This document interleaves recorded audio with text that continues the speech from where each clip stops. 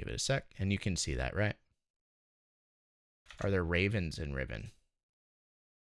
Well, I guess we'll just find out. Start saved game. Do I still have a... I haven't. Oh, that was from when I was testing it, so we can just delete that. Oh, you can't delete the autosave. Let's see, zip mode activated, water effect enabled, transitions. We'll just do normal, I guess, and change it if we need to. It's also a setup, monitor adjustment. Get ready. Here, I'll leave this up while y'all adjust your monitors, okay? It's important for immersion. Reference sound, volume adjustment. Ooh.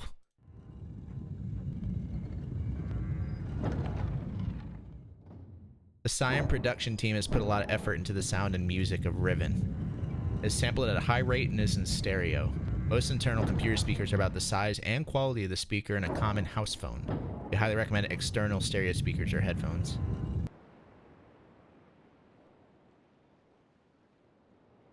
Pretty great. All right. Ready to start Riven? This is when Ubisoft stepped in, but they were just publishers at this point. But starting with Game 3... But no, Game 4 is when Ubisoft actually picked up development of the Myst series.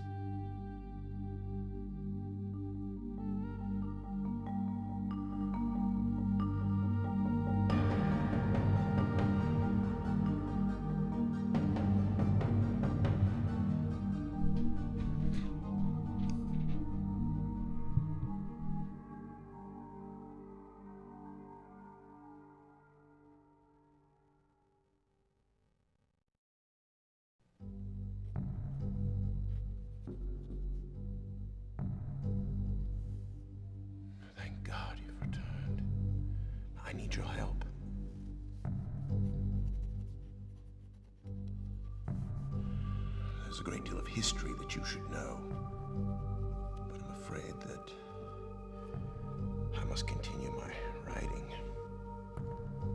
Looks a little less crusty now, he does. Here. Most of what you'll need to know is in there. Keep it well hidden.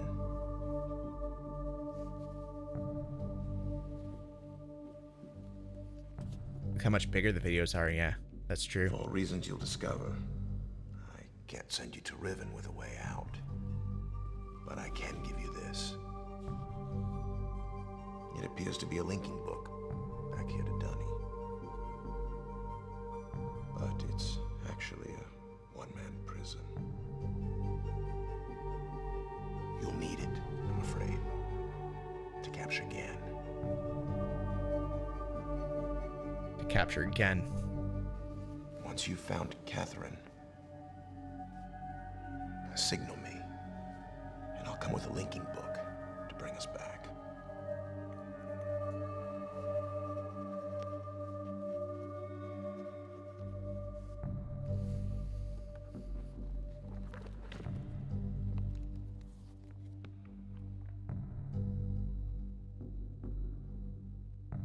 There's also a chance, if this all goes well, that I might be able to get you back to the place that you came from.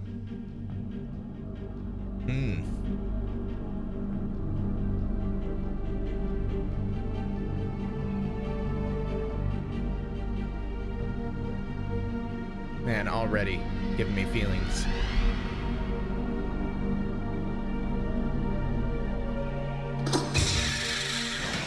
Boom. Imprisoned. What a shitty start. Instant bad end. I love it.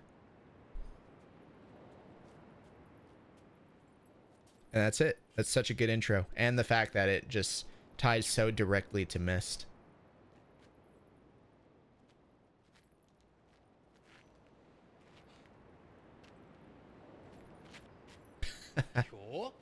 Surprised look.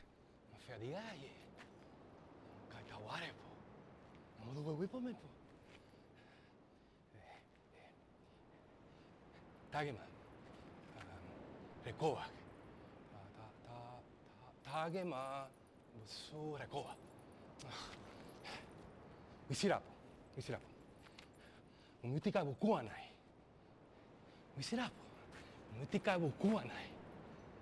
Bukuanai. Kuanai. Sirap. Bukuanai. Bukuanai. Bukuanai. God damn. Bukuanai.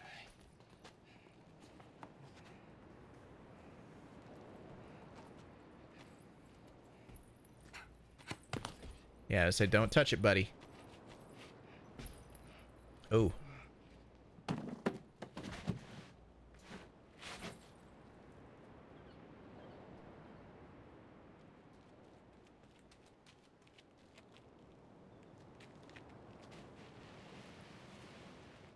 Man, it's such a different tone when you enter Riven for the first time. You're imprisoned, there's a dude stealing stuff from you, he gets knocked out, dragged away. Like, just, there's an immediate sense of danger that, like, Mist just doesn't quite have as much.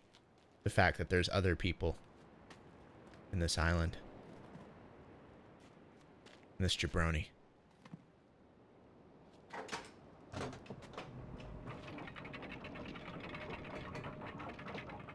But whoever this is, at least they freed you.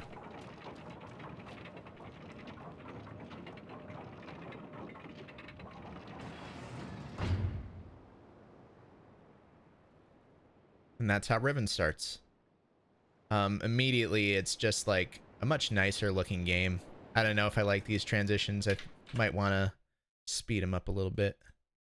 Oh, was that fastest? Oh, there we go. I don't know. The transitions make me sick a little bit. Wait, what's best?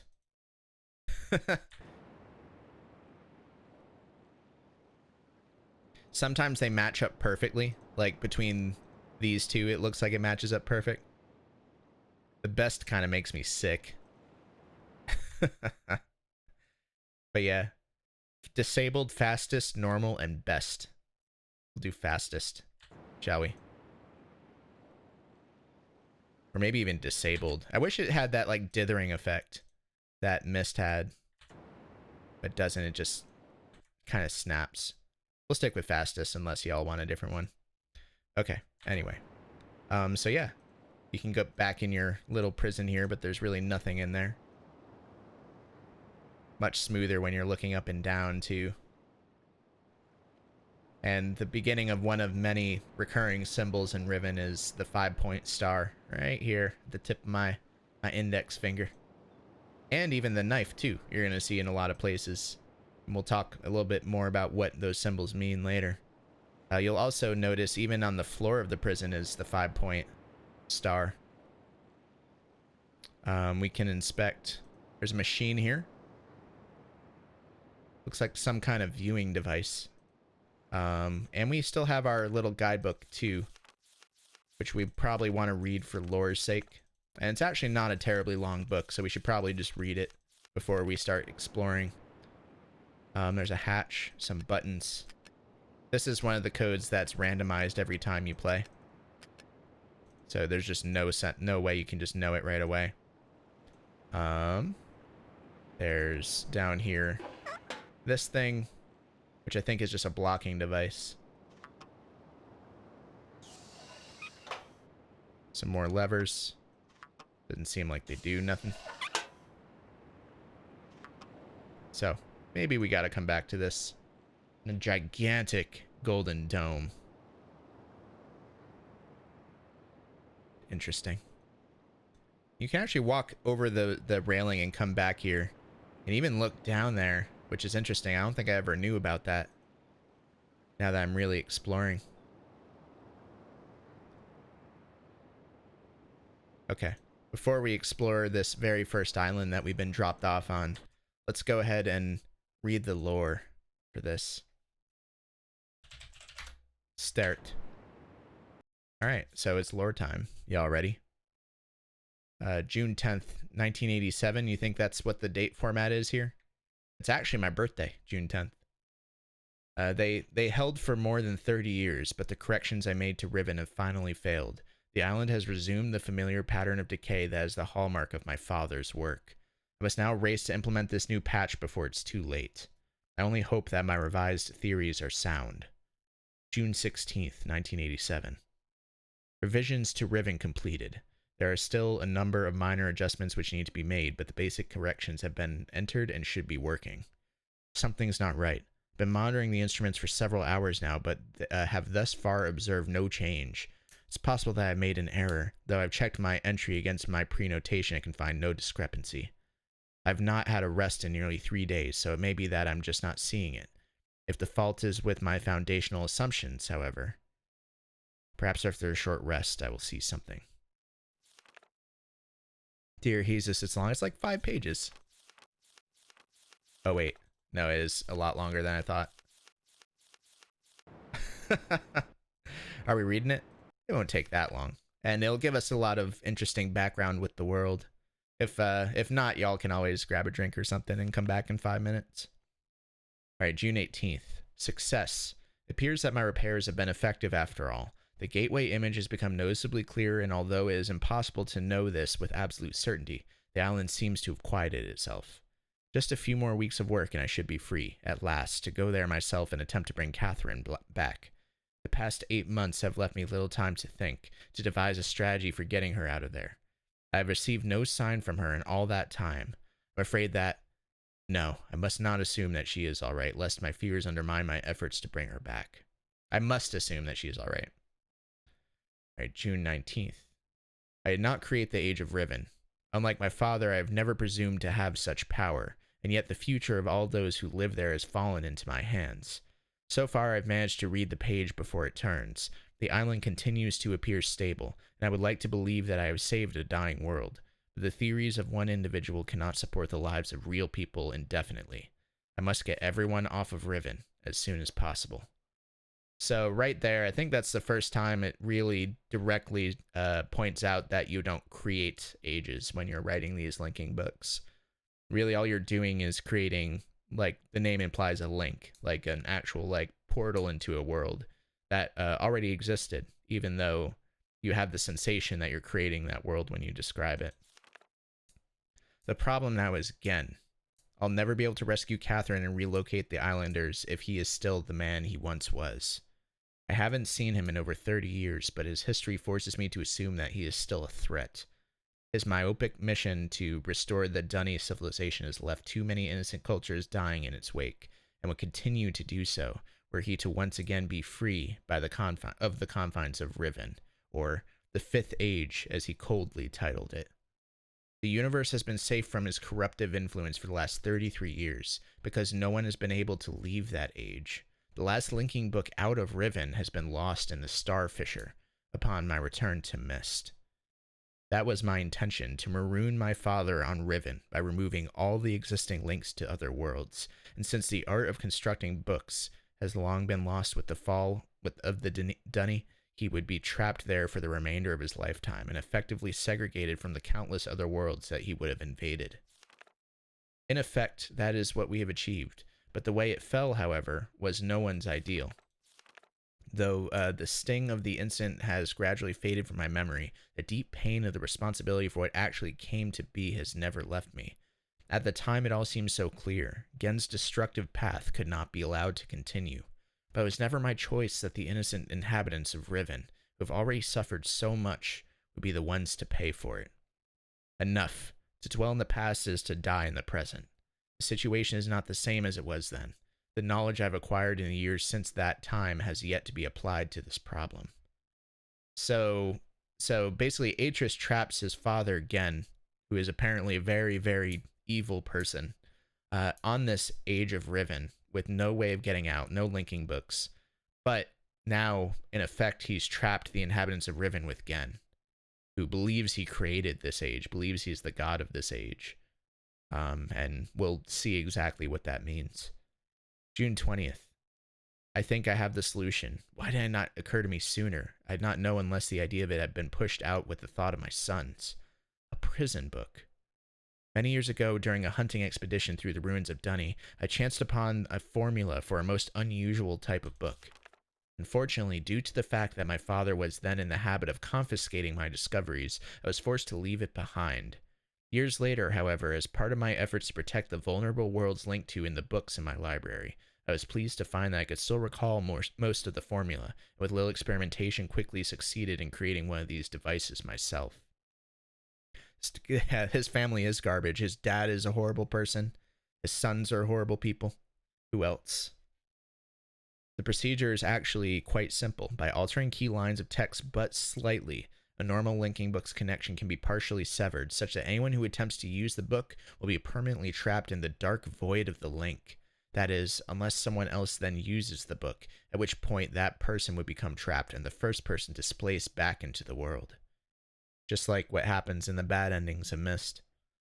The technique can be applied to books that have already been written, changes to the original text being so slight that anyone who is unfamiliar with the code will be unable to detect them. If indeed my father is not changed, what better bait could there be than a book that appeared to be a link back here to Dunny? July 2nd. Trouble. My nightly analysis of the island's condition has revealed that the tremors have begun again. The pattern, however, is new. The disturbances are the result of the changes I have made. This did not at first concern me, however. Tremors of this type were one of but the possible side effects that I anticipated during this initial phase of the island's readjustment. Still, in order to verify my assumptions, I decided to calculate again, incorporating the new data. The results were not what I expected. The damage to the understructure is more extensive than I'd realized. I can no longer go to Riven as planned. Catherine, forgive me. July 3rd. I must act while I still have the time. The signs are barely visible, but there's no question that the island's deterioration is accelerating. Total collapse is imminent, unless I can keep ahead, and that is becoming increasingly difficult to do so. July 5th. With every passing moment I gain a clearer picture of the incredible chaos that my father's economy of words has yielded, but it is a dismaying process. Complexity of the problem is overwhelming. There is no end to this. The last few days have all but convinced me that the collapse of Riven is inevitable, and that at best I can only strive to delay it now, and hope that at some point the island will become stable enough to risk a rescue attempt. July 7th. I think I've come up with a way to subdue the tremors. It will it will require my exclusive attention for at least a month or two, so it may be necessary to discontinue these journal entries for a while. And then 6 days later, something truly miraculous has happened. Beyond all conceivable probability, someone has finally found my lost, missed linking book and has freed me from this prison. I immediately realized that this could be a solution to my dilemma, and I believe my mysterious benefactor is willing to assist me. I'm still not sure it can work. The logistics of such a scheme are formidable, but the mere fact that it may now be possible for me to continue my repairs to Riven and yet proceed with my original intent to find Catherine has given me renewed hope. That is such a shitty writer. The world is falling apart, yeah. July 16th. The last few days here have left me little time to work out the remaining problems with sending someone else to Riven. It did occur to me, however, that if a way could be found to signal me once Gen had been captured, it would no longer be necessary to take a real linking book to Riven and risk the possibility of inadvertently releasing Gen. The deteriorated state of the gateway image makes the use of a visual signal impossible, but the picture remains a reliable indicator of Riven's condition nonetheless. By measuring and interpreting variations in the noise patterns, I am still able to observe basic changes that occur in the age, even though I cannot see them. The problem is that my instruments can only detect changes that occur on a fundamental level. It seems unlikely that an individual could affect such an elementary change from within an age. The idea may be foolish. Still, there is a known weakness that may be worth investigating, an anomaly that appears as a rift between two separate systems, the star fissure. But how, or even if this fact could be exploited, I cannot say. Sending with someone to Riven also means that once I receive the signal that they are ready to return, I would have to leave my writing in order to take a real linking book there myself. However, provided my father was safely out of the way, this should take very little time. After that, assuming the island does not incur much damage in my absence, should then be relatively simple matter to hold it together long enough for Catherine to return to Riven and evacuate the remaining islanders. Predetermining a signal without knowing the topography of the island may prove to be impossible, but I'm afraid there can only be one answer to the question of whether or not I should send my friend to Riven with a way out. The potential for failure will be greatly diminished if the prison book is all that is taken there. I'm sure my father is expecting me to bring a linking book back to Riven. May he not be disappointed. Man, risky. So basically, in other words, once my mission is done, trapping Gen in this prison book that already been stolen from me by somebody, and freeing Catherine from whatever prison she's in the Age of Riven, I need to somehow make a great change to the world that will summon Atris, that he'll know that something, that basically that I'm summoning him and that it's okay. And talk about a gamble, like he's playing on the idea that I would bring with me a way out, and he's using that as a means to trap Gen. I assume the book Zoro stole from you was your linking book. That was the prison book that Atris is going to use to trap Gen. It looks like a linking book, and that's why he's hoping it fools Gen. Okay, we have a room there, another path here, and a locked door. So, let's explore that room. I forget, we might be able to look up here. No, maybe not. There's a button. Hey, Jethro. Fuck again, get wife. Thank you so much for 44 months. I appreciate that very much. Thank you. It's funny because your alert noise happened right when I pushed that button, and I was like, huh, I remember that. Then you can see through, and you can see an opening. And we'll keep pressing the button here. Play a sick guitar solo, that'll get his attention.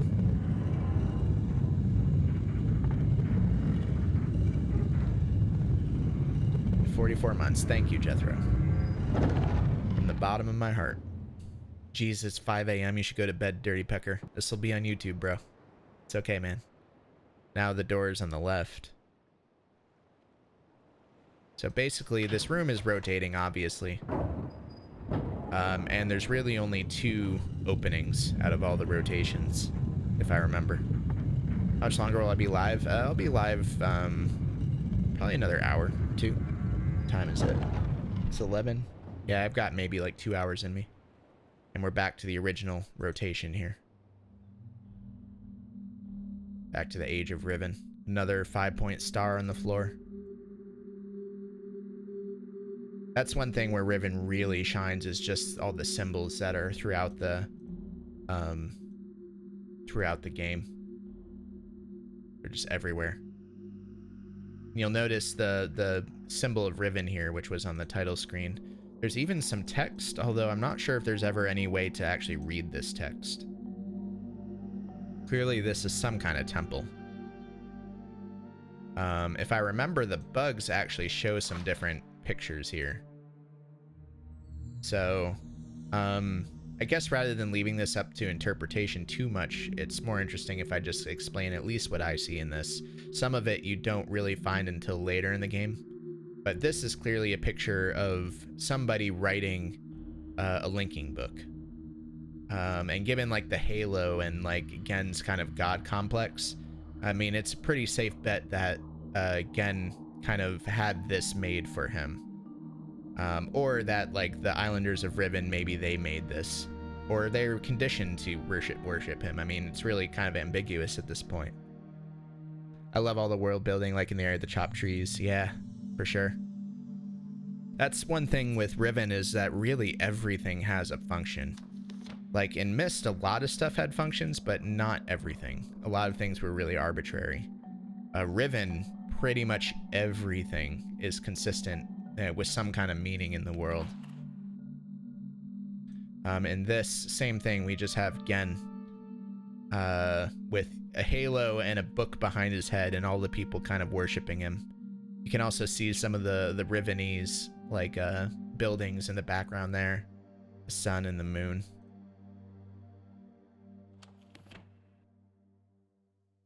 And the rotation here is a little confusing. Okay. So now this one.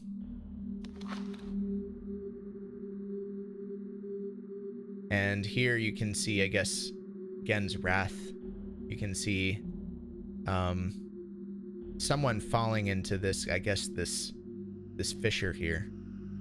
And actually, and I never noticed this before, but in the middle of the fissure, you can actually see a bunch of stars. So talking about the star fissure from the little journal that I read. I guess he just casts people into that. This could also be even just Atris's escape, because it says that he escaped through the star fissure. It's in the monologue at the very beginning of Myst. He says, "When I fell into the fissure, blah, blah, blah, blah, blah, blah, blah." So I forget how much of it's clear from the opening monologue in Myst as well. But I think the idea is that that Atris brought Gen to Riven and then escaped with the only linking book out by dropping himself into the star fissure and then linking into Myst at the same time. The linking book ends up somewhere on Earth, and that's how the stranger finds it. But yeah, definitely no god complex here, for sure. This is kind of interesting too. I guess it's showing, the civilization of Riven, and I guess the people who are like followers of Gen, like the people loyal to Gen. In a way, this guy, like this recurring look with like this kind of shroud and the beard and stuff, kind of reminds me of like the prisoner, or sorry, the guard person that that finds you when you're in that prison. There's also some really important symbols here, right there. Or a lot of this is important. You can also see the pages falling from the trees. Because basically, I think the idea is that they use the trees of Riven to make linking books, or try to make linking books. Gen's method of using the age writing technique is very kind of primitive. Is that a code on there? A code. I mean, there's something here, some kind of picture. And this person is, I guess, I don't know, mapping out the island or something. I know what these symbols mean, but I don't know if I want to talk about them yet. The symbols I pointed out. Yeah, there is a meaning to them. It helps you solve a puzzle later. But right now, I don't think the player is supposed to know what they mean, or if they're even relevant. And of course, just the chopped trees, the furnace. And it's kind of cool. You see like the log cutter here, and it has like teeth on the edges. The people worshiping Gen's ability to write these books. Here's the boiler that you actually find on a later island. All these things really pop up later in the game, one way or another. And of course, again, the 5-point star.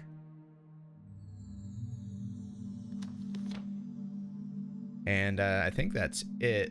There is a door here with a grate. Can't open it.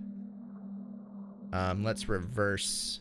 Let's change the opening that this is going to.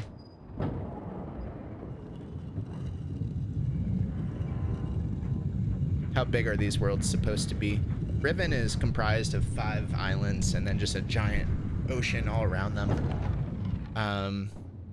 And a lot of times it seems like that's all there is in that universe. Like in Myst, in the Stone Ship Age, it's implied that there are some more distant islands, because in the lore books it talks about how like people were swimming in from other islands.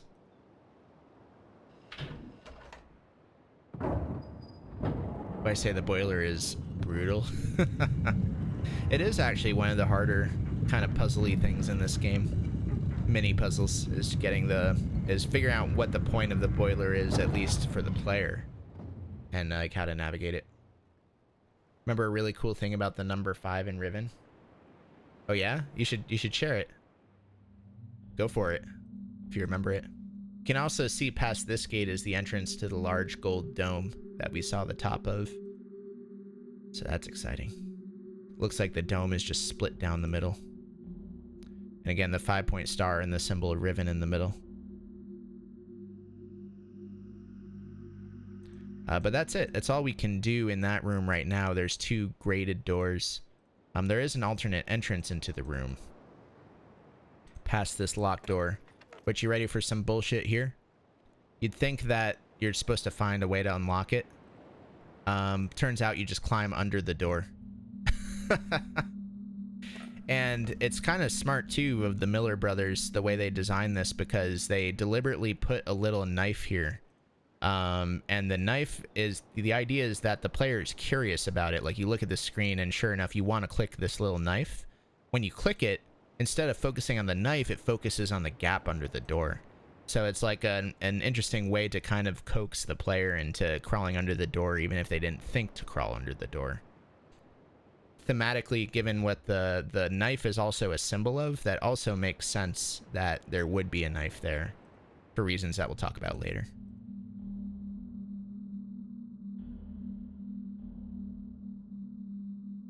And okay, so we need to rotate it, I think twice more. Okay. Again, likes uneven numbers, which is why there's a lot of things in 5s. It could also symbolize the instability of Riven. Yeah, for sure. I think that's a very good observation. I mean, Gen's age is also called the 233rd age, which is itself an odd number as well. Here, we can actually skip. Okay. I think that was right. We rotated it twice. Okay, so now we have an alternate entrance into the room, one of which just goes back to that gold dome. So let's rotate it 2 more times and we should get access to this area that we didn't have access to before.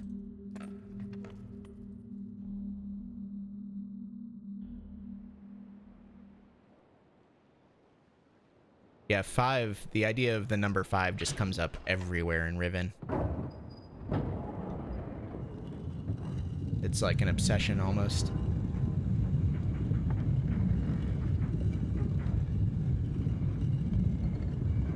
And given that most of the architecture, well, I guess not all of it, but a lot of the architecture was designed by Gen himself, makes sense that there's so many things done in 5s. And the zoom in on the V in the title crawl, yeah, that's a good observation too, Torgo. What's the point of the door being locked after you figure that out? Shaking my head. Yeah. Yeah, that's true. I guess to keep up appearances. Because surely if they realize that someone was breaking in, then Gen's bodyguards or whoever, even Gen himself, would fortify that a bit better. And I'm sure you recognize that symbol. Goes to the telescope kind of device.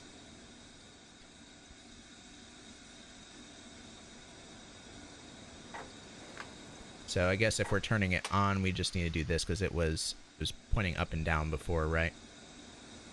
So I guess that makes it on. Not totally sure. And you can't see where this pipe is going. And actually, we do that, and you can hear a door opening. The Rivenese people have a number system based on 5 instead of 10. Yeah, no, that's exactly right. And I love the way you discover the Riven number system in this game. Really, really smart. So now we could go out and try the doors that were locked, or we could rotate from this room too. So let's go ahead and rotate from this room. It's funny, it doesn't let you see it. It just makes the noise. Up is an open pipe to nothing. Oh, okay. Gotcha.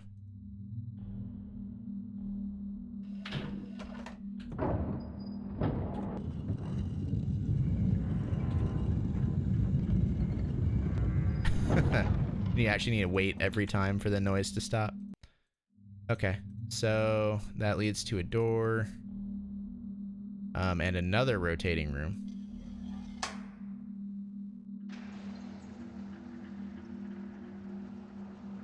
But this door was already... Wait, do we want it like that? Okay. Yeah, because it was closed before and that opens it. And then doing this one opens... opens the other door, because there were 2 closed doors, and then there's this one as well. So let's go ahead and finish exploring this, all the paths that connect to this room. Or I guess that was it, wasn't it? Crap. We didn't need to do that. Because now when we rotate all the way around, we'll just go back to the way that we entered this room in the first place.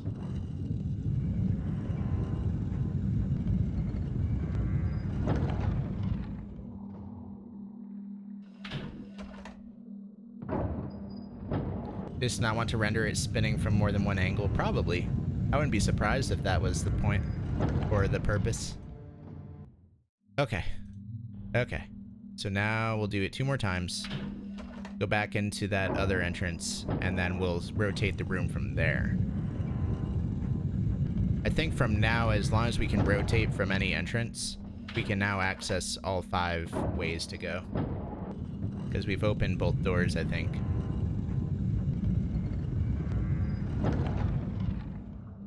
Great sound design again. Except for this one. This is closed from the other side. Okay, so now we do this.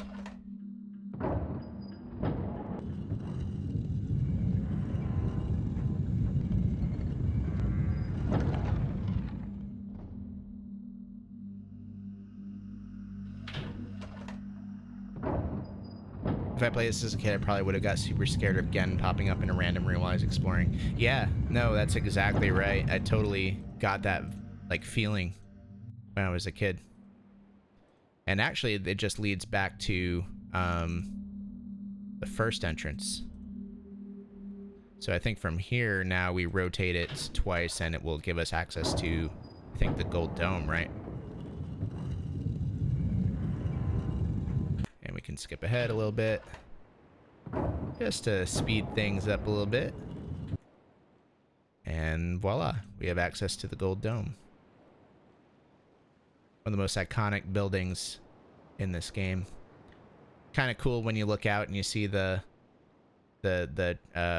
tracks going through the waters, where they like actually go between the different islands, and a forest in the background. I wish you could look up from here, but you can't. And then if we turn around, we just see something. Riven's puzzles are way more complicated than Myst. You have to be like an engineer or mathematician mindset while playing it. I don't know. I mean, there just aren't a lot of puzzles at all. Like, it's more just like interconnections in the world. But you are right that Riven's puzzles are just largely harder than Myst's, period. Because Myst is just about taking patterns and figuring out where to plug them in. I wish you could look up from this screen, and you can't. Something I never noticed, too, is there's a little bit of writing on the base of the dome going around the edge. So that's cool. And if we turn around...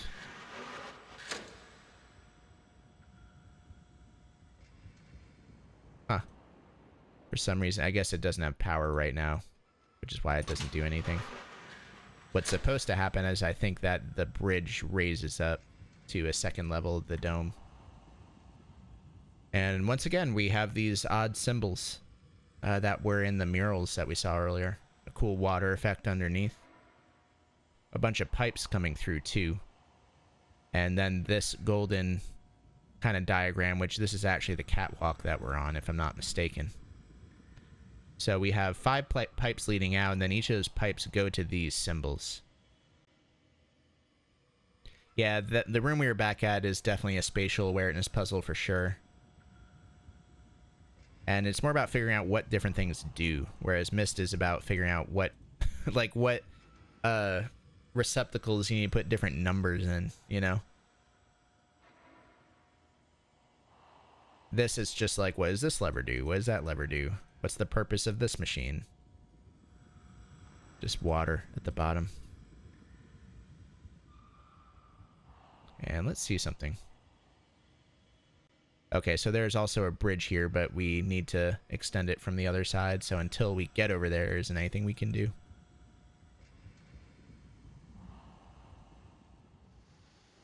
One day they'll finish the Riven remake in Unreal and I can finally visit Riven in VR. Yeah, that'll be the day. There's another island entirely.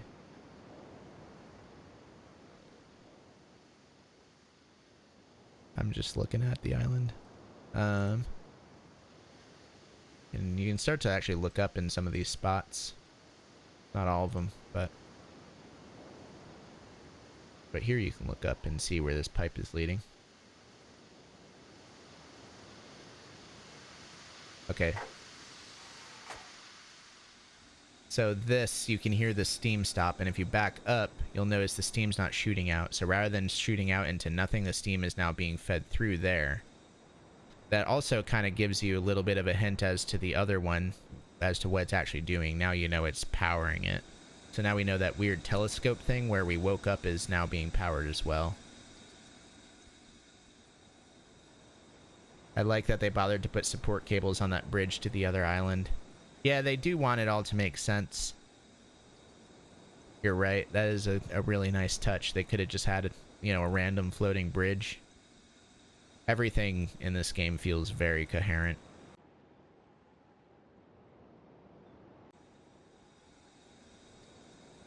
Okay. And there's actually an elevator here too, but the button is not there. I think we need to activate something to get the button to appear. Something like that.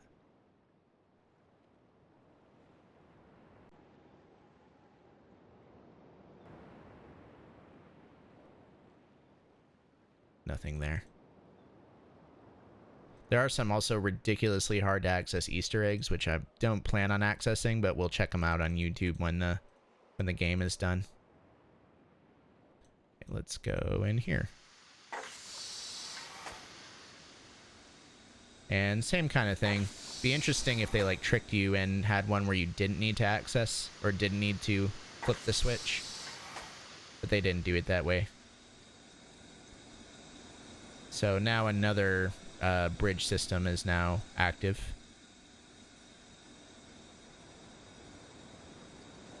And I guess there are some little islands around Riven too that you never access, like this one over here.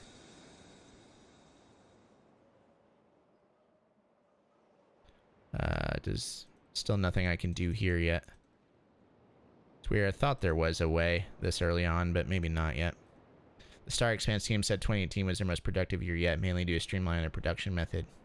Their camera matching system recreate the game world from the stills. Well, that's cool. So now we should be able to go back and this should do something, but I don't think it helps from this angle. Yeah. So this will be useful later once we find an alternate path that lets us go back to the main area. We raise this, then we take the long way around, and then we will access the second floor of this dome. Or even when this bridge is complete, there might be a way around. But for now, there isn't. All we have is these 5 pipes leading to these 5 symbols. So that's pretty much all there is to do in this area to start. We'll definitely be coming back though to solve the mystery of the gold dome and what it does, what its point is.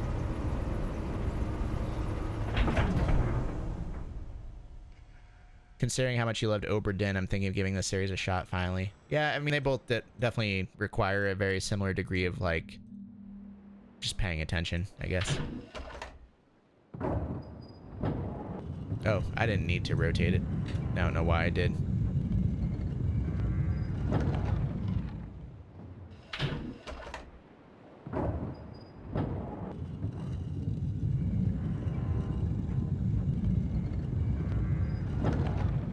Want to hear that grinding some more. Ugh,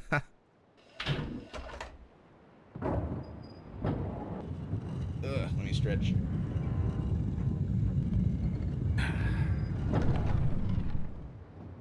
All right. And I think that's everything that there is to do. Maybe. Anyone think of anything else? I mean, I guess we also activated the this thing. Ooh. Ooh, that's a good noise. Very good noise.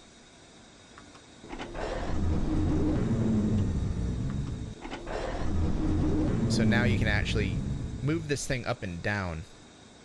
Still doesn't appear to be doing anything though.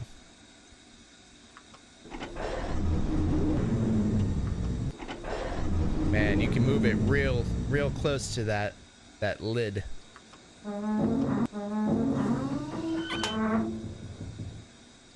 Wow, you can actually see how close it is to the lid too, which is funny.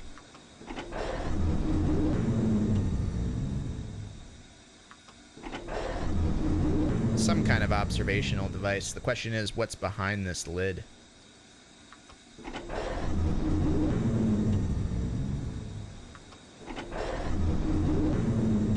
That's all there is to do. I wonder. Oh, another thing too. When you click on this, remember that person who freed us from the prison by flipping the switch, and they jammed something in the lever so it couldn't be done again. Look what they jammed into it. It was a knife, just like the big knife here, and just like the little knife that we saw outside the other locked door. All right, let's cross this little path here. I love how clear the water is. So you saw the body? No, I didn't see the body. Is that body still there?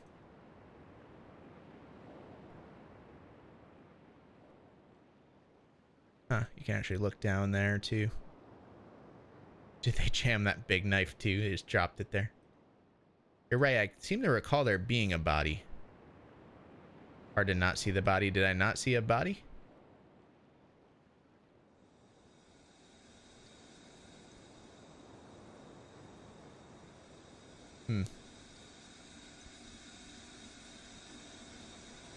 Usually a body there, but it's gone now. Crap. Oh, that's right. It's like, you look over the cliff and it's like hanging out on the cliff. How are you doing, Sage? Great to see you. You're right, but it's not there anymore. Go over the edge to the right side of your prison. I think you're talking about this, right? Yeah. There's usually a body there. Just flat out murdered a dude. I saw it? I did? Really? Did I? Huh. I don't remember seeing it. Apparently I did. Okay. Anyway. Anywho.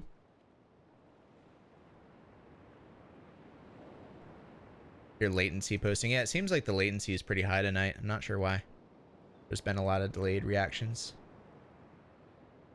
A really beautiful view of the dome from here, too.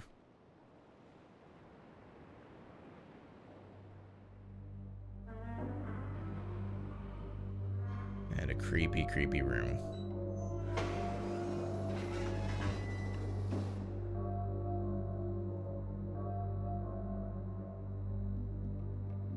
More writing around the edge of this. Same writing that you see on the edge of the dome.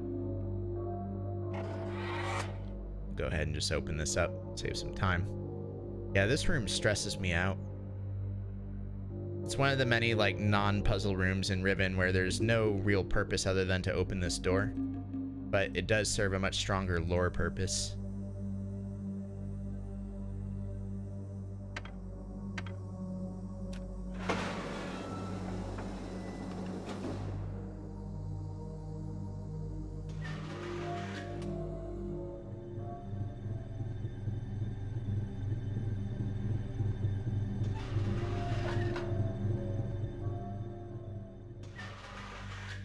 Come sit in the creepy chair.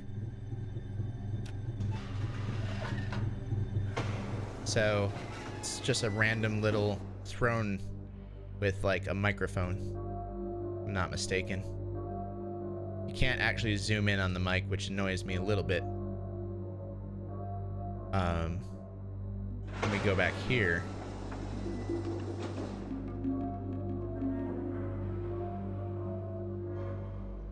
The creepiest room.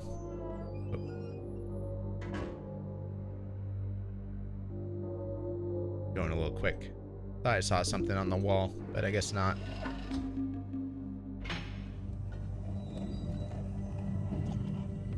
Maybe it's how Gen watches over Riven. You're close.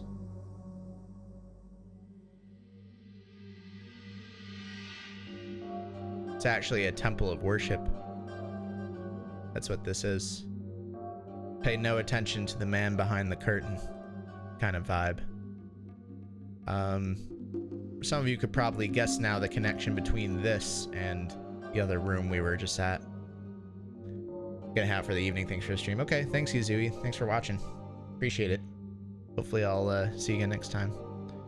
Some offerings for Gen, maybe. Not even for Gen, for the weird whale creature here. The 5-point stars on their heads.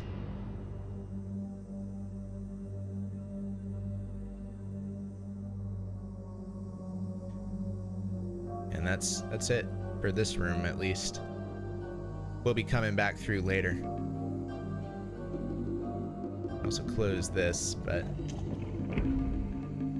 remember there's one door in this game where you actually need to close the door behind you to find a different path.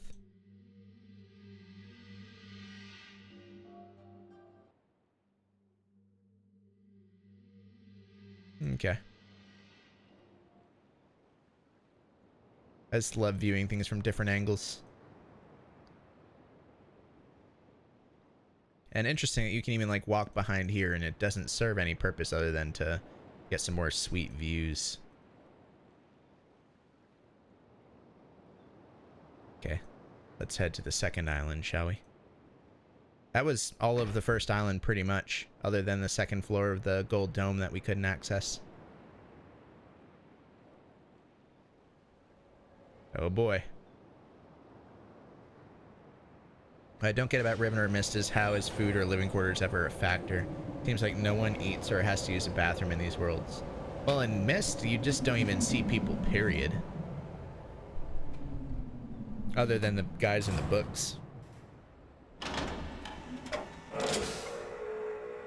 No new Mist game soon. And they've said on podcasts and stuff that they're never, or at least they'd have no interest in making Mist 6. But it is the 25th anniversary of Mist.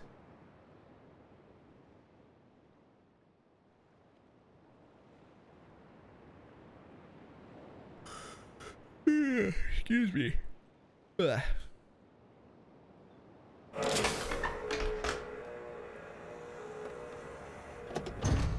What about the roller coaster in the Hexagon Land in Mist 5?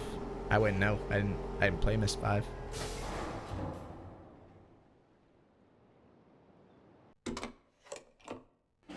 Oh, I'm gonna play Pissed if I can get a copy of it somehow. Or find a way to play it somehow.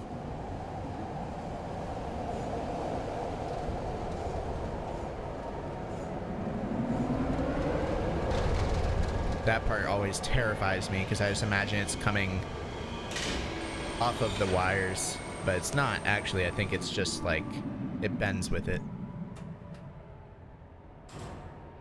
Now, when you first played this game, you would originally get a message here telling you to insert disc 2.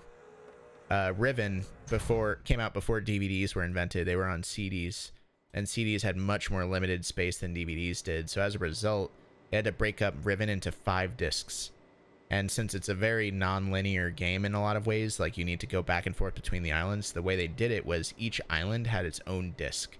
So every time you rode one of these to a different island, you need to change disc to the appropriate disc. So it'd be like insert disc 2, insert disc 5, insert disc 2, insert disc 3, just constantly.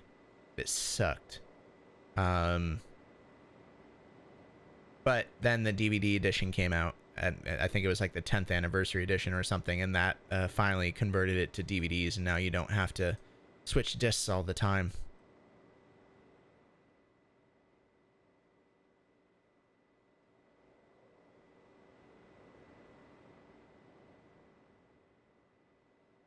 This is probably just my imagination, but the shape of this side rock here kind of reminds me of the weird fish creatures that we're going to be seeing in a little bit. There's even kind of an eye.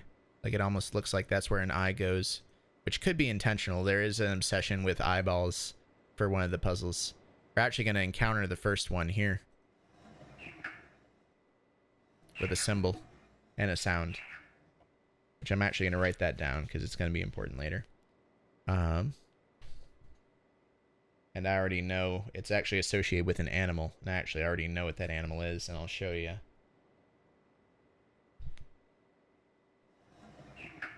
It looks like a KI.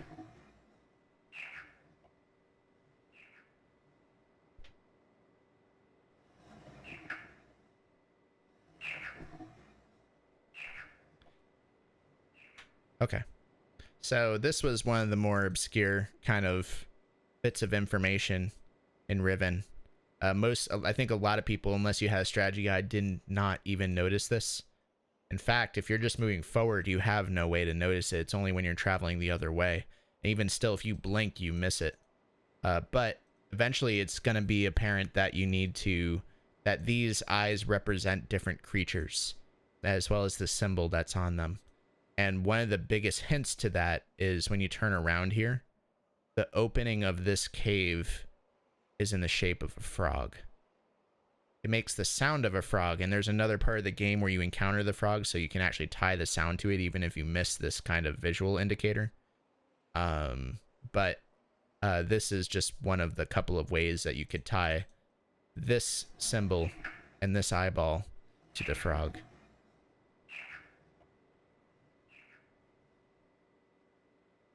And there's a reason for it. We don't know the reason in the game yet, but there will be a reason. Who made the frog? Who made the whole frog shaped? I have a feeling it was already that shape, and then for the purpose that these serve, they chose to put that there. Because even when you think about it, this doesn't seem to be here for any real reason. It's just kind of in a random spot. You know? They might also reference this in a journal somewhere to kind of prompt you to come back and look at it. This hole was made for me. It's my hole. It's calling to me. There is a button here. I don't even know what that button does. It might be what calls... Yeah, I think it's what calls the maglev or whatever you want to call it, if it's not there. And the first split. We could go up and then into the forest. Or we could go down and encounter our first creatures. If you move too fast, they actually move away, like they actually decide to run away. We actually just want to be patient and approach them very slowly.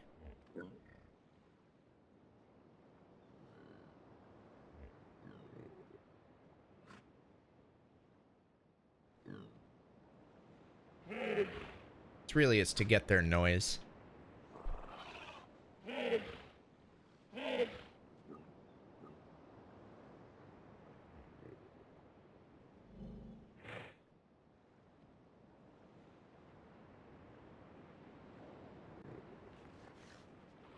Oh, and they're gone. Just like that.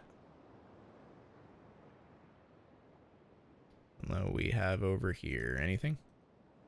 Oh. There's just the flat out symbol of Riven. Wonder if that represents something. And sure enough, this one's a bit more obvious. Not only do you get a different noise, kind of like a whale sounding noise, but you back up and it kind of also has a look, kind of looks like a whale, doesn't it?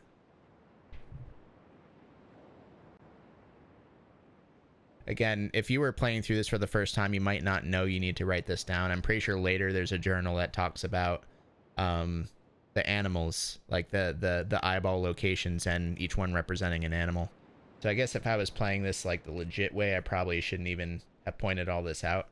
I probably should have just waited and then came back after we read the relevant entry, but, you know, whatever. YOLO. Majestic pelican seal. That's cool.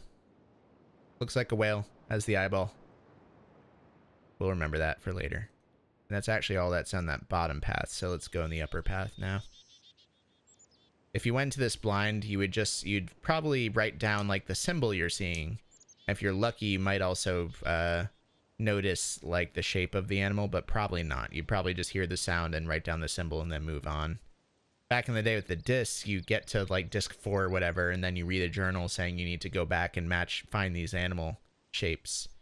And then you have to go all the way back and kind of observe them closer. I love this area. Yeah, this is a beautiful area here. Right on the edge of a forest, and you can see all the tree stumps here.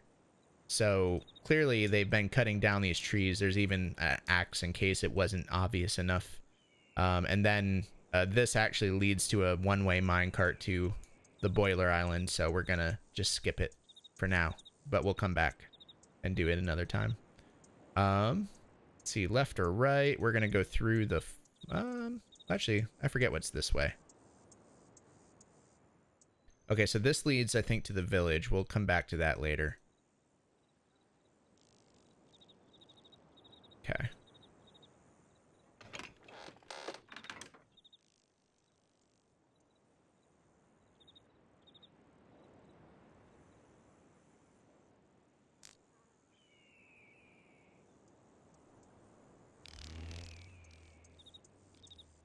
Get a little bit of a sound of a beetle.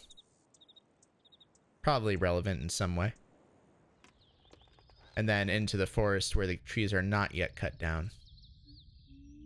So they're working on it. They've been cutting down some of these trees. There's also a giant knife. Let's see if we can see it.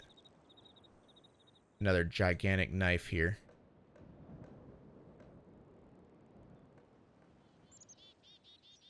Is it a knife? I can't even really tell. There's no, like, clear angle of it. There's no clear view.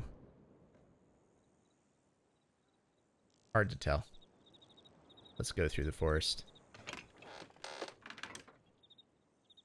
The beetle from the spinning room. Yeah, it's the same kind of beetle. You're totally right, Sybil.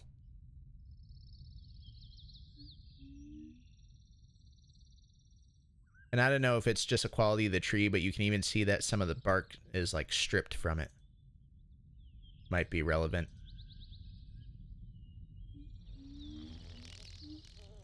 More beetle sound effects.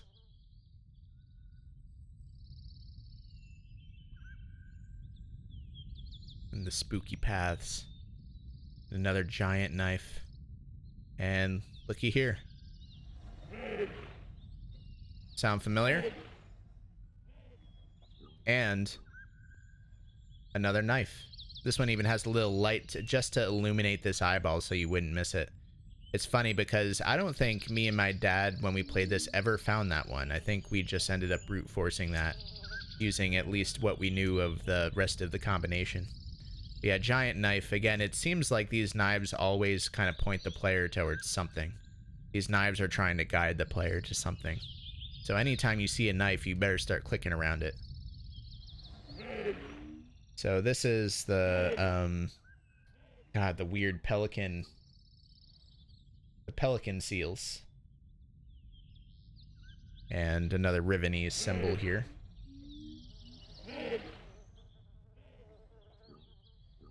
That I wrote down. Who put the knives there? Ah. Now you're thinking. Someone has been putting these knives here deliberately. Related to the Boba Fett looking motherfucker that released you from the prison at the beginning.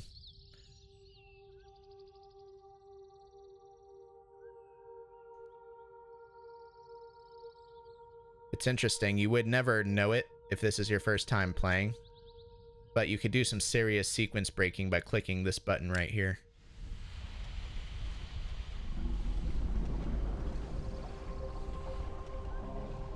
We're not going to go, of course. We're going to do things in a more logical order. But that leads to a different island. Eventually, you loop your way around and you come out this thing's mouth and you realize that it's just a quicker way back to a late game island. But there's nothing to really stop you from going there if you already know it, or even if you just happen to find that. Say you're just really curious and you're clicking around. You might see that and click it. The left one does not do anything, however. How'd they get it there without cutting themselves? Don't play with knives. They'll cut you wide open. Crap. And left goes back to the knife. Go this way. Which leads to... really, really gorgeous area. I just love the colors here. Really nice. And if you hadn't noticed, some of you might have noticed, but turning around here. Wait, where was it? Was it back this way? Ah, man, we had a certain angle on this thing. Yeah, there you go. You can see a spinning dome up there. Actually, you can't get to that island via the totem at this point in the game. Really? Is that true? Huh. Is there like no way to call the maglev or something?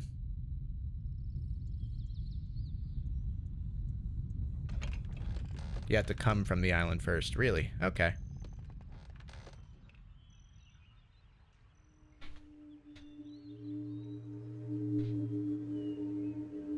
I was so convinced that dudes were gonna come and kidnap me after this alarm goes off. Even just with Atris's description of the island like falling apart and having limited time, you don't actually have limited time to beat the game. But man, it sure made me feel like I did. I was an easily tricked kid. And then going up just goes back up to the path that we came from.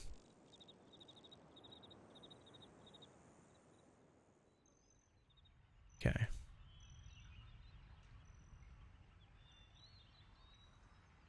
All right, we'll continue our way down this path. Nice atmospheric little area. And some cave drawings. It's a picture of a man with a 5-pointed star above his head, holding what looks like 2 little men, and then some of the weird whale creatures. Like he's gonna drop them into the whales' mouths or something. Can also look out this window. Just a nice view. Really nice marimba in the soundtrack too.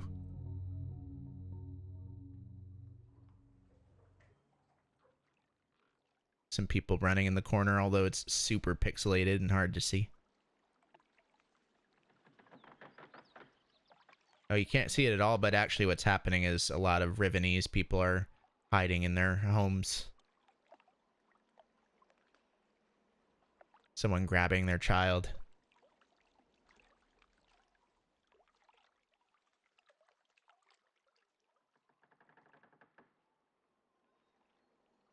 It's such a peaceful village, isn't it? You can see some paths. There's a ladder.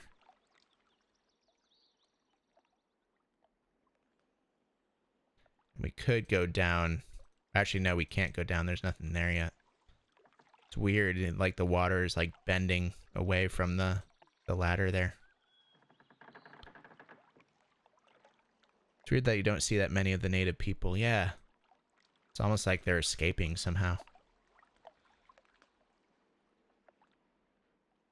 We didn't miss anything, did we? I don't think so. Okay, now we're good.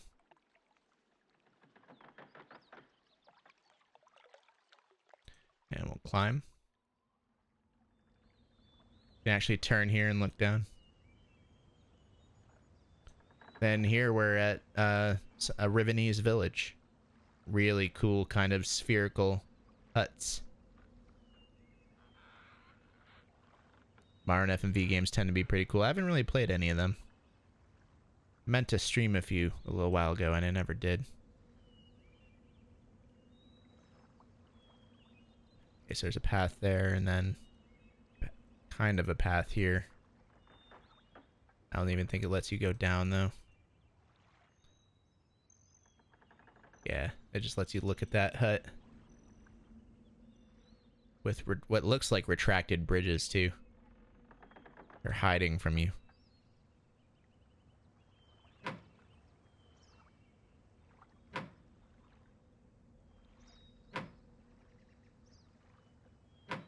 I knock 5 times.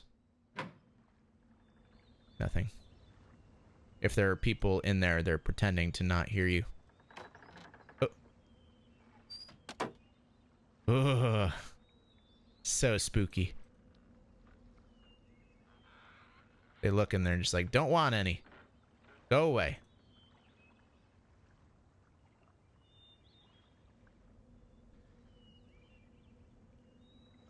And one of these things, whatever this might be.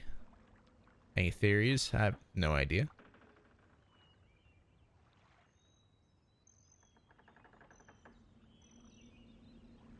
And a submarine. Or I just already know it's a submarine. I guess you're not supposed to know. And you can't actually do anything with it yet. Probably because we're not in water. So we're going to go back down. It's weird that you turn counterclockwise to Titan. Like opposite of what you would do in the real world.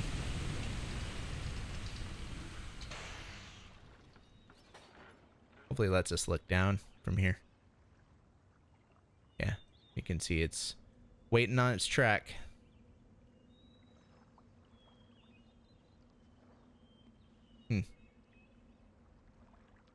Dude, I hated the numbering system in Abduction. It really sucked. A little furnace here.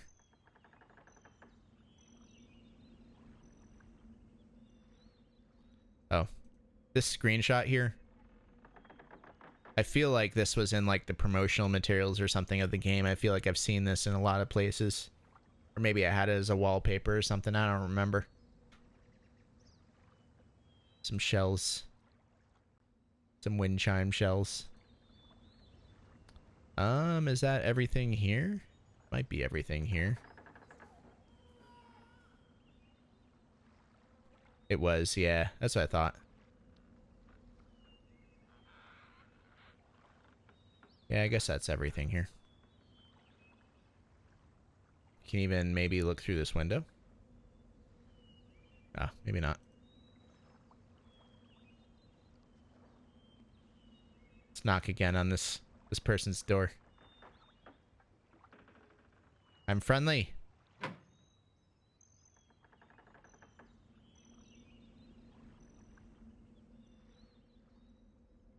Okay. Let's go back down.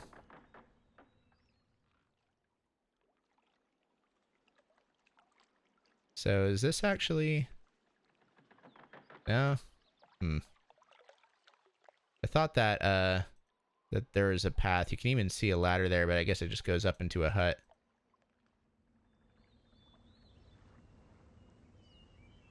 And this just goes back to there. You can see that's over there. And you can see this bridge kind of going around there. But it doesn't seem like there's a way.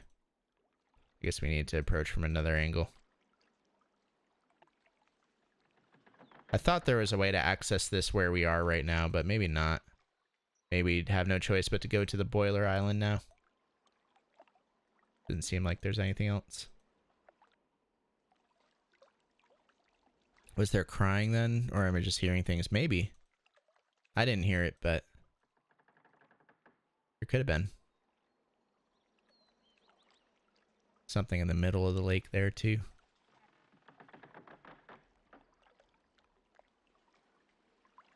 Just everyone being dead silent, even though there was a whole village here.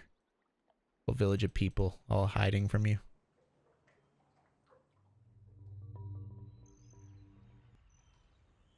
Okay. So that brings us to a minecart ride. I'm pretty sure this is one way. So, let's save. Start. Oh.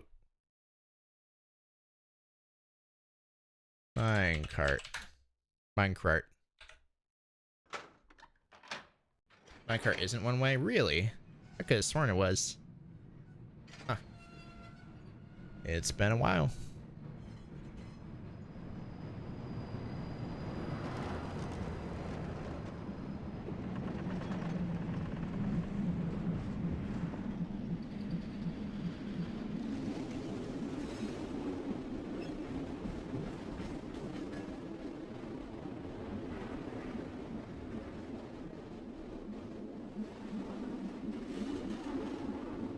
Well, the turns is really janky if you take it the other way, really. Huh.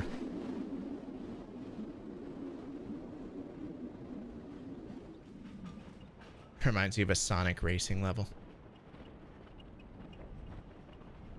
You guys want to check out Myst? This is actually Riven. I forgot to update the ticker. It's a sequel to Myst.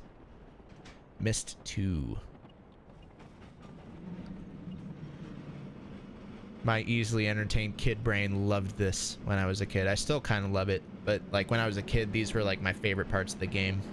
These were the whole purpose of the game, was to get to the next minecart.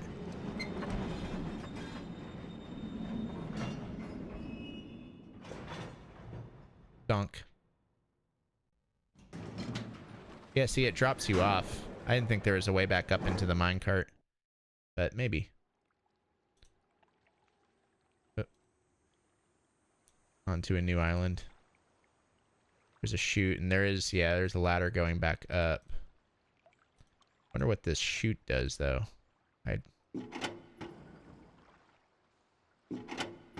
Doesn't have power, whatever it does. Okay, we'll climb down. Let's explore for a little bit. Roller coaster riding is 100% the reason I have any interest in theme park design games. Yeah, just being able to ride them. Let's see. You can see the wood chips. This is, you saw this actually in the mural. The thing where I guess, oh, okay. No, this makes total sense. So this minecart came from a forest where there's a bunch of trees cut down, and then it drops, the minecart goes to this chute, which goes into a wood chip device, or like a tree destroying device that just like chops them up into these little wood chips. So I guess what they do is they load the minecart, flip the switch, it drops them through this chute, and then feeds them into this, which destroys the trees. The bolts on the boiler? Okay. I'll try to remember. So they're destroying the trees for some reason. We can climb back up. Pulp for the paper, exactly. Yeah, I guess you can just ride it back. Go figure. Tree pulp. Of course, why would Gen need paper? And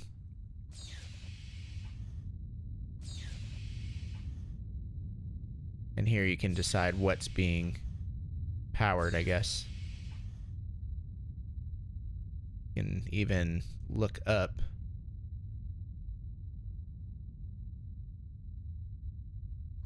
We are going to power the wood chipper first. Just for kicks.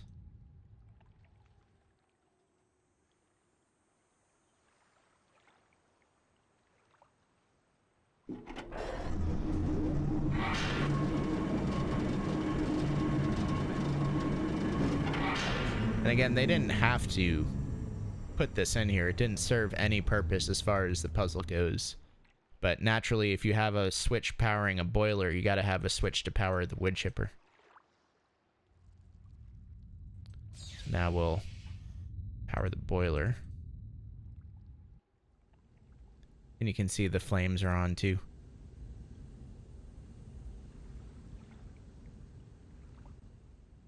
Oh, and then here you decide which part of the boiler is getting fed. Wait, I think you can even go under the boiler. Could be misremembering. No, you can. In fact, you might need to. In fact, you can walk all the way back here, back to a ladder that goes up to there.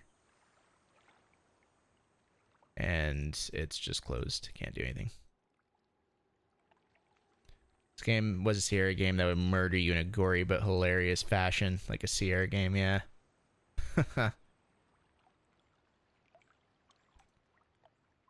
And this pipe goes to the boiler. So that boiler, pipe on the bottom, pipe goes up the mountain. Look at this little angle change. It's tiny. And then, of course, that. And just no way to get through here. So there's got to be a way up that mountain somehow, right? Let's go back to the boiler. Oh.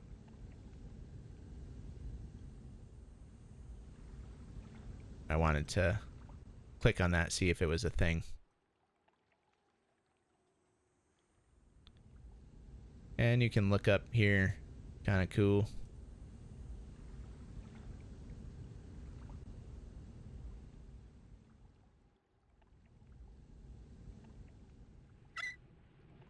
And you can decide what here is being powered. There's really only two paths. One of them goes up. It's hard to tell, but I think this is actually the wraparound that goes there.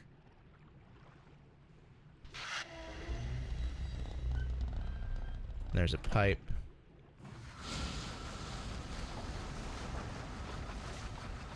And it looks like we're draining it.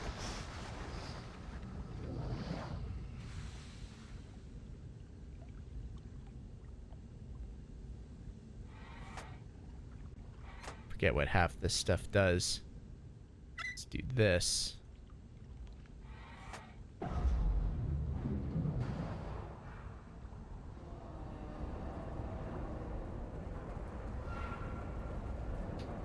Raises that.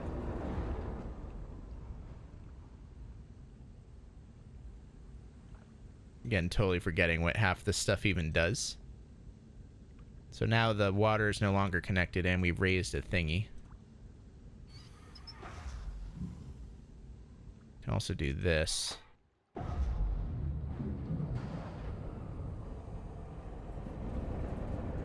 I think we want it up though, if I'm not mistaken.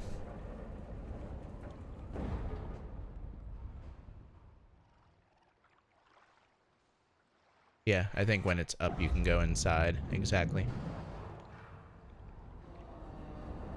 Okay, yep. Yeah, the boiler's definitely a little bit confusing. Now we can open it up. Oh, that's satisfying. That door opening. And I guess before we go in, we should also power the bridge or whatever. Again. That's where I want it to be, right? Yeah. Because that goes to... Well, it doesn't quite go back there. Well, no, it kind of does. I don't know. Hard to tell. But we should definitely enter the boiler. Watch this sweet animation again. And you said to look at the bolts on the boiler?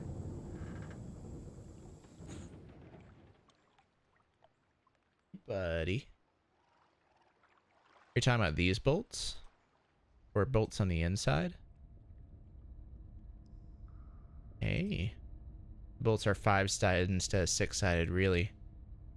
You're talking about these bolts here? It's hard to tell, to be honest. I mean, no, I can kind of see it, especially on this one. Yep. Everything in 5s. That's for sure.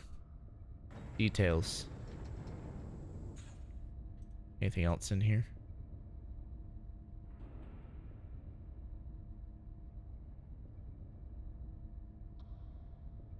Yeah, and there's also 20 bolts total, divisible by 5.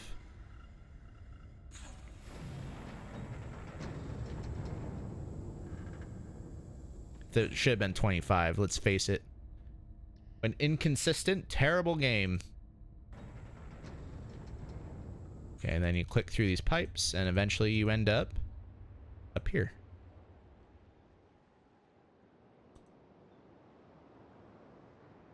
And it's funny, can you even climb back up? Doesn't even let you. We did everything we need to do there. Just leads you back up here. Which I think from here, yeah, you can open this.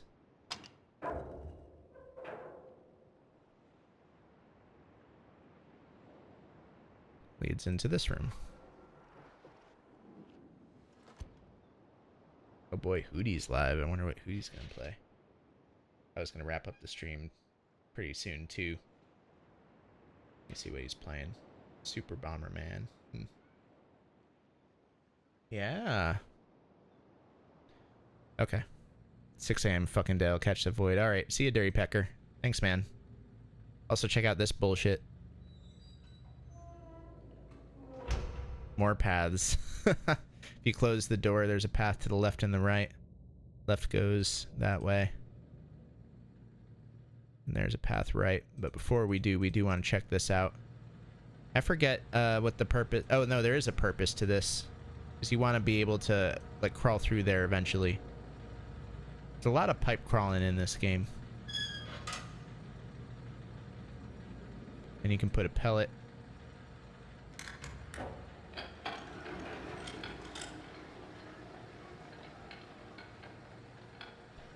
Remember, everything in this game has a purpose.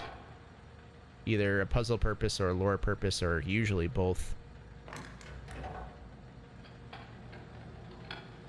There's nothing that has a puzzle purpose that doesn't also have a lore purpose. Like, everything in it has to do with lore. Okay, whatever it was did not take the bait.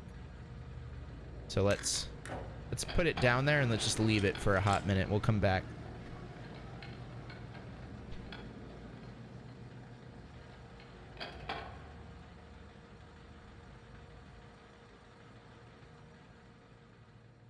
Okay.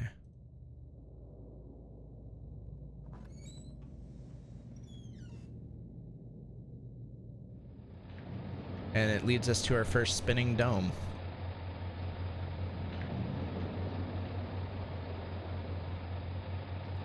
We saw one kind of offhandedly in the forest, but this is the first one we've encountered up close.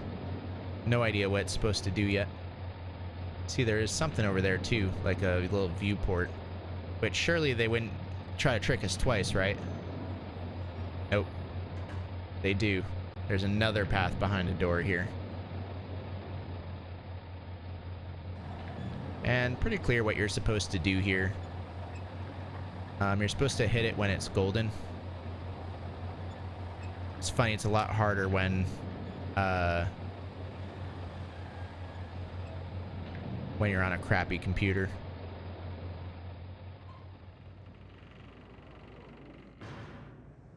Island of doors behind doors.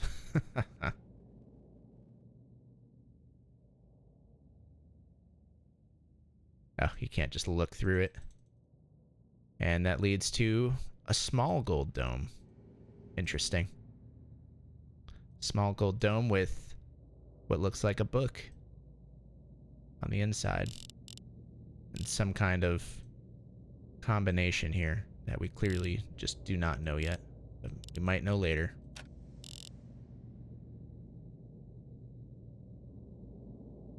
But we're going to go back out. And we'll come back to this. Get your real fake doors here.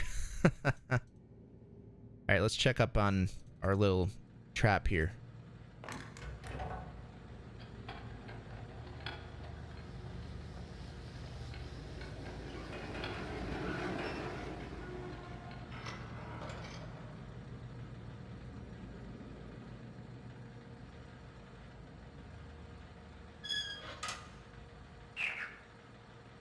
Frog. This is kind of your way of connecting that that first eyeball. If you don't see that visual hint, you can at least get the frog sound from this and kind of connect frog to that first eyeball that we found. And that's only purpose there, as far as I know. Let's see. So there's a wire and a switch.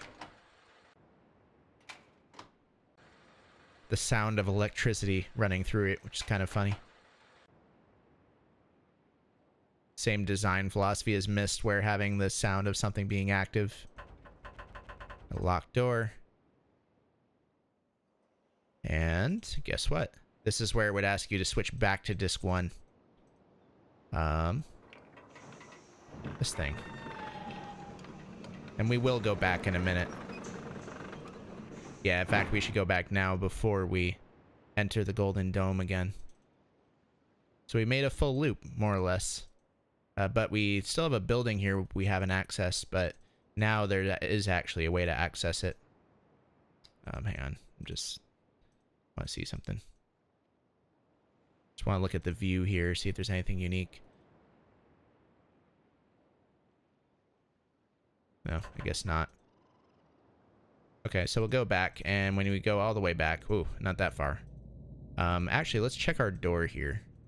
I don't think there's anything. Oh, it won't even let you do it. Okay. Now this fan is off, which will let me somehow squeeze in here. Doesn't make any sense, but hey, maybe we're just a really small man. And then drops into this building, where there is kind of another fireplace with some logs, a book with the 5-pointed symbol. God, and man, this text is hard to read. Not only that, but it's very, very long. Tell you what we'll do is we'll explore this room thoroughly, and then we'll read through this. And maybe... Man, it's so long, though. We'll wrap up the stream with that.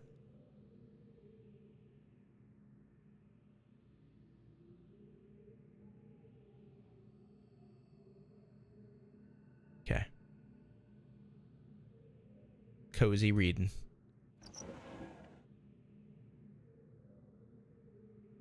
Some eggs, which that had to do with the big Easter egg secret.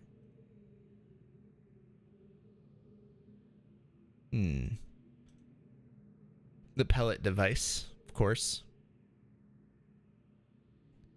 Some other sciencey kind of things. It's clearly a laboratory of some kind. Frog specimens. This thing. Can you do anything with it? I don't think so. Oh.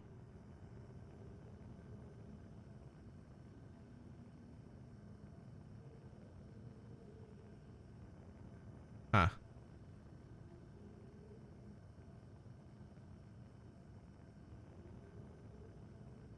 So the heat is making the water float. Which I don't know if that's just a property of the water in the age of Riven in general. But it was the same thing with the minecart ride through the water, that it had those kind of like heat rings. I guess what happens is heating the water just bends the water around it. I don't know why, but it does. That's cool. Just, I guess, how water works in this age. Open door. And this is actually another path out. So now we have two ways out. We have a way through the back of this lab, and we have the way in the front of the lab too. I think the back of the lab leads to island, the fourth island that we have yet to see.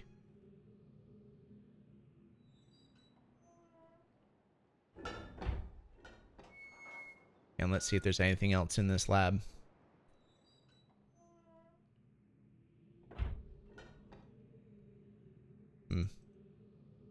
Sunlight. And magnifying glass and maybe a carving. It's really hard to tell. Some other knickknacks and things, some books.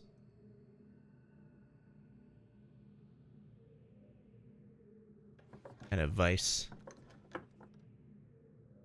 A 5-sided lab. Yeah, that's a good observation. More 5s. When you go back. It's a 5-sided lab. With the 5 on the ground and 5 pipes and 5-point stars everywhere. Guess whose lab this is? 5E McFiverson. And then, of course, a little furnace here with a burned book.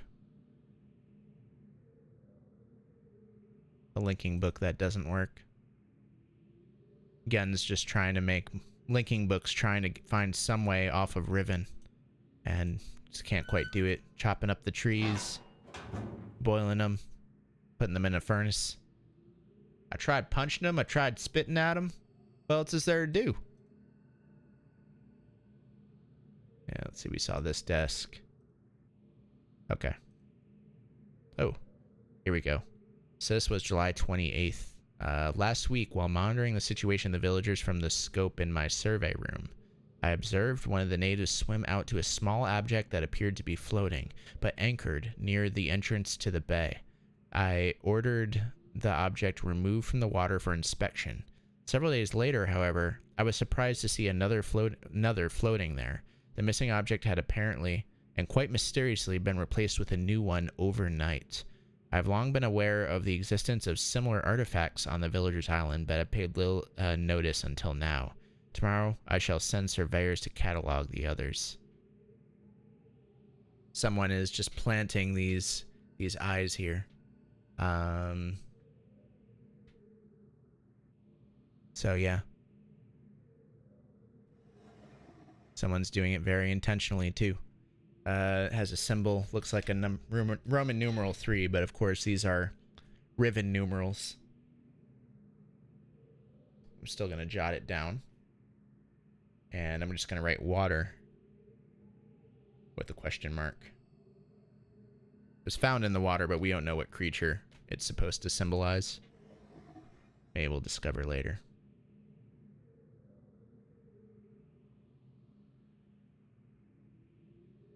Okay. Now, so we have a couple of paths ahead of us. We have the path back to the Gold Dome, and then we have the path to island number 4, which I believe is called Survey Island. But instead, we are going to read this book. It's a little bit of a long one, so if you're not looking forward to some nighttime reading, then you could probably tune out, and I'll see you next time. But if you do want to stick around for the lore, join me with this, and I'll do my best to read it. The handwriting is a little bit harder to read than Atris's writing, but we'll read it. Sideways Ladder Monster. There's mention in a journal somewhere that why the water does that. Okay, time to do some reading. So this actually takes place, looks like 5 years before the events of this game, because it's in 82 instead of 87. Alrighty. The latest ink formulation has proven a failure. Even when writing in my most promising books, I obtain only the barest glimmer of a connection.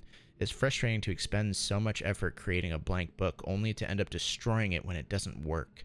There are days when the lab is uncomfortably warm from the flames of the failed attempts. The further I refine each element, the formulation of the inks and papers, the physical dimensions of the books, the more I realize that the list of potential combinations is nearly infinite. It is during moments like these that I despair. Without access to Dunny, my long-term goals may never be accomplished. Nevertheless, there are avenues of research which remain to be explained. May 8th, 1982. I am discontinuing regular observations of the stars beneath the fissure. Although I've been able to track the dark cloud-like formations that migrate through the star field and have proven that their paths are cyclical, without proper instrumentation it is pointless to continue. My general theory concerning the nature of the fissure has remained unaltered since it first appeared. It seems that the fabric of this age has been breached in a way that permits matter to the matter to be hospitably exchanged between two discrete but overlapping spaces, much like a link, but the apparent physical contradictions surrounding the juncture defy logical reason. The great column of wind that was formed when the fissure first appeared suggests a vacuum as one might expect in space. Yet my earlier experimentations... Can you just say experiments? My early experimentations revealed the presence of a breathable atmosphere. That Atris and Catherine threw themselves into the void is further evidence that it might be safe to travel, but without knowing its true nature, I cannot take the risk myself. It is also difficult to say what would happen if I were to reopen it after so long, but it's likely that the results would be catastrophic, given the changes that have occurred in this age since that time. Kind of your first major hint as to how to possibly trigger like the catastrophe that you need to signal Atris at the end of the game. Maintenance on the steam vent caps completed, 83-210. I'm extremely pleased with the continued success of this system. I believe the construction to have been true to the Dunny design to my memory. Another example of the superiority of the Dunny technology. It's like ironic that Atris and Catherine unwittingly provided me with such a convenient source of power. You can see it's just drawing, I guess, steam from the planet. Or it could be drawing, I guess, like just wind power from the fissure. I'm not sure.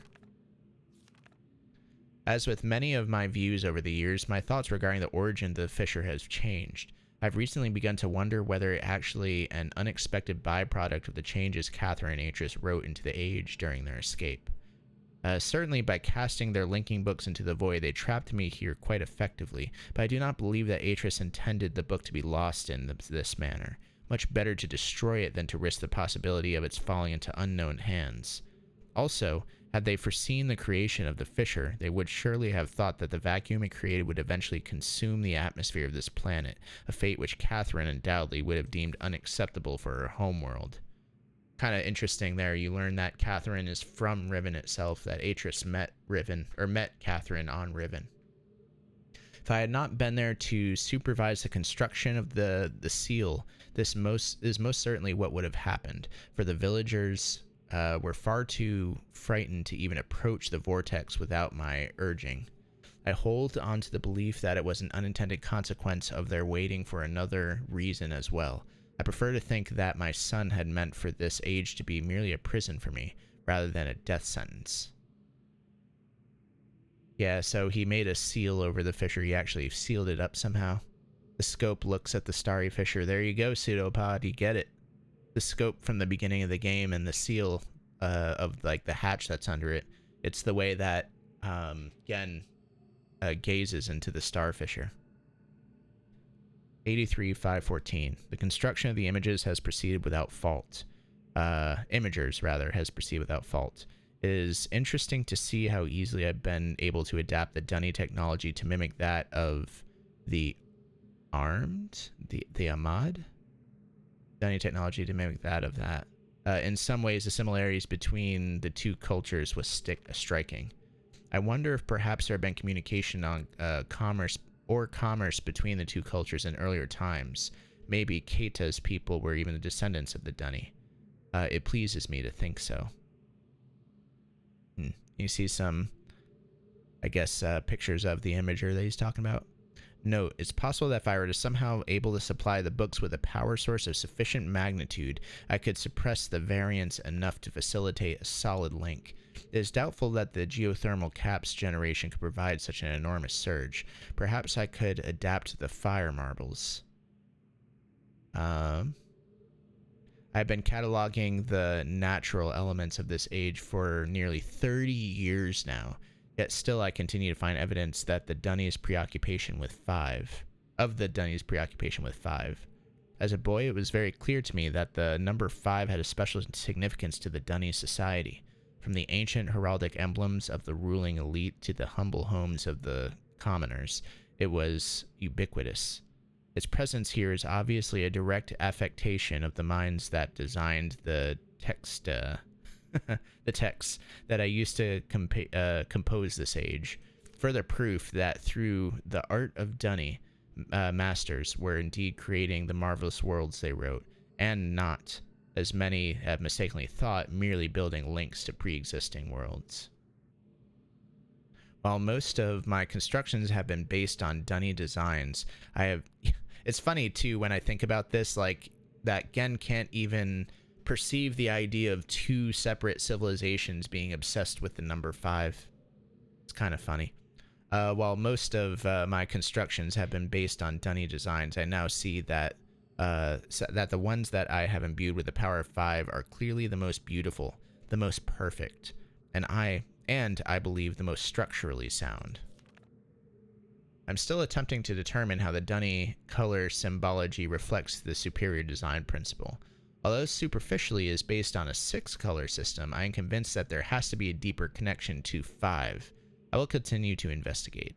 And of course it shows the 5 eyeballs, which I probably don't need to write, but I'm going to. I can't remember. Okay.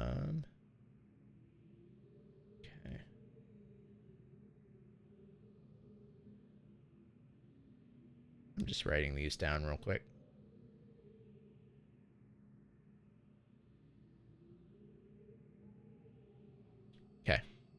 83 911. I finally made a breakthrough. I have succeeded in modifying the fire marbles to generate enough power to hold a descriptive linking book in a stable matrix. I have linked to a new world. It is a harsh and desolate age, but is nonetheless well suited for my purposes, so I have designated it my blah blah blah. If I remember, these numbers mean 233rd. By studying it closely, I believe I will eventually be able to create a more appropriate age for us to resettle on. For now, I will build an office and set up my living quarters there, in order that I may conduct my experiments in safety and without distraction. You can see a little sketch of the rotating room from the dome, as well as, I guess, the bottom half of the dome itself. I must admit that I am proud of my work. To think that in such primitive condition I have accomplished in 29 years what it took the original Dunny centuries to achieve. Note: repair outerwear for work on this world. The goggles may need to be redesigned altogether. 84-413. I have begun construction on a series of link sites for each island that will connect Riven to my new office on 233rd. The Survey Guild has finally completed the site location for each island. According to my exact specifications, and installation of the domes is underway at last. So the domes are essentially made to house links from Riven to Gen's office age. Work on the central power source got off to a bit of a bad start, I'm afraid, but the place has picked up considerably since then, and I anticipate no further delays. I'm looking forward to finally having a civilized mode of transportation. So you'll see the dome, and then the pipes, and then leading to 5 directions outward from the dome. And he already said there's a dome on each island. So, I mean, it's logical to reason that the pipes that this giant golden dome powers is the little domes on each of the other little islands. Due to the rebels' continued disturbances, I've decided to install a coded access system into all of the domes. And let's jot this sucker down. So remember how there was a 5-slider code on the little dome that we found? This is the access code to that little dome. But we don't know the numbering system yet, so we can't interpret it. We will write it down, though. So I've got a curvy boy. I've got another curvy boy, but on the bottom. I've got a square boy. I've got a curvy on the left and a square boy. Then I have a K boy and a rectangle boy.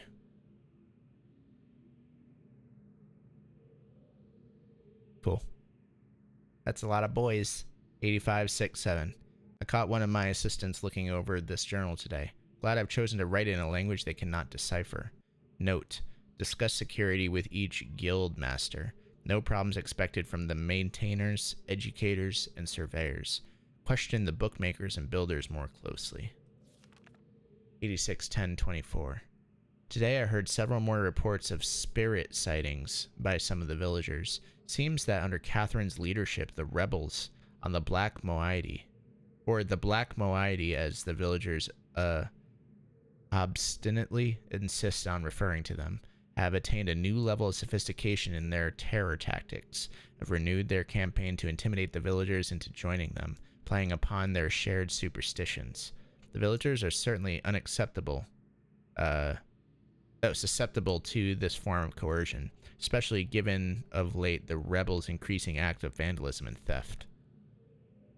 The Black Moisty. Been listening to Taz again. Yeah, maybe. 87-115.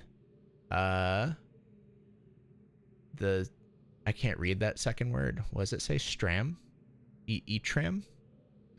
The traps have been steadily fruitful this year. Apparently the breakup of the islands has not adversely affected the subterranean ecosystems. Unfortunately, I imagine the rebels are experiencing a similarly generous harvest. No shortage of poison for their darts this season.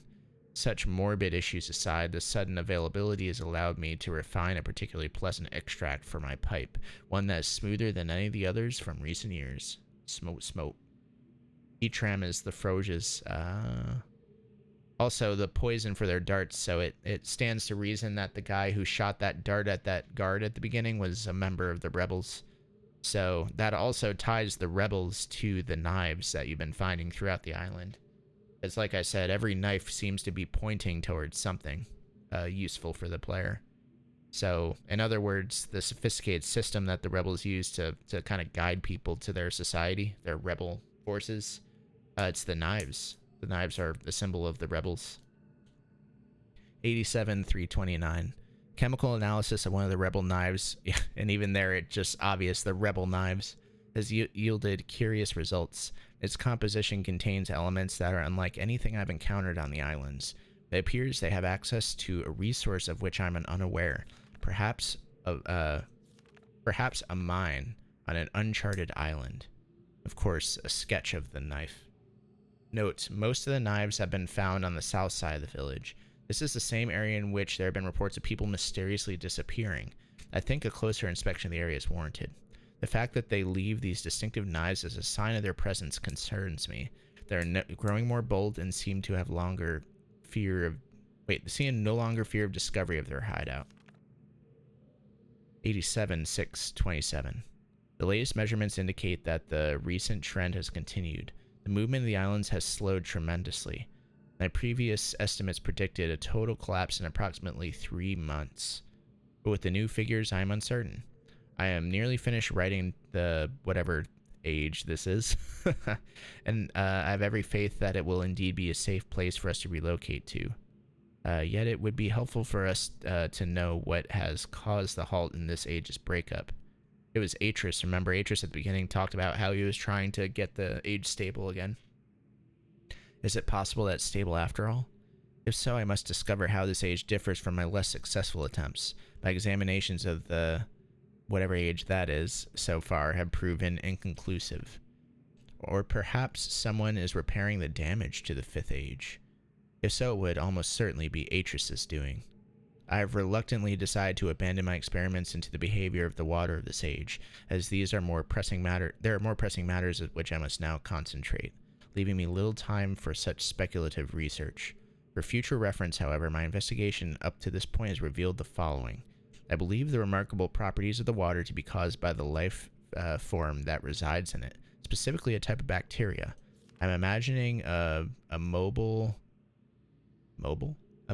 unicellular organism, but one with structures capable of holding bits of water, whose combined effect, via surface tension, a stronger force, cause a composite body of water to move in response to heat. Prolonged exposure to extreme heat, for example, a period of extended boiling, seems to kill the bacteria, which would explain its dramatic aversion to heat sources. Unfortunately, these theories are still not fully tested, and I remain ignorant both to its deeper nature and possible uses. 8776. An exciting development. Last night, a squad of maintainers stumbled upon a lone rebel scout and obtained from him a most incredible device. It is a crystal that somehow powers these flawed linking books, much as my own system does, but with obvious advantage. It is small and weighs only a few pounds, making it completely portable.